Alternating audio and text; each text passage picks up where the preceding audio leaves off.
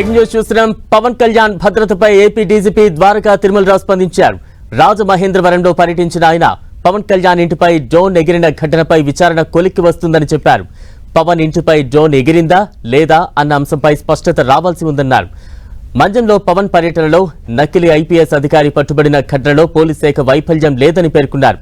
పవన్ భద్రతకు సంబంధించి ప్రతి అంశాన్ని తీవ్రంగా పరిగణిస్తున్నామని స్పష్టం చేశారు డీజీపీ.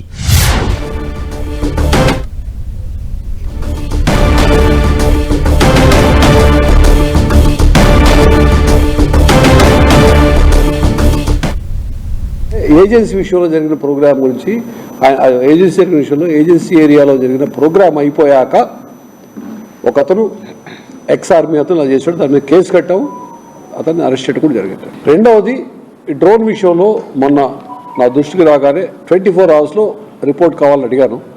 నిన్న ఈవినింగ్ మళ్ళీ వాళ్ళు ఫోన్ చేసి కొంచెం టైం కావాల్సిన ఇంకా విషయాన్ని పూర్తి కాలేదన్నా. ఇప్పుడు okay, I give you 1 more day అని. ఇవాళ సాయంకాలం నాకు నివేదిక వస్తుంది ఆ డ్రోన్స్ విషయంలో.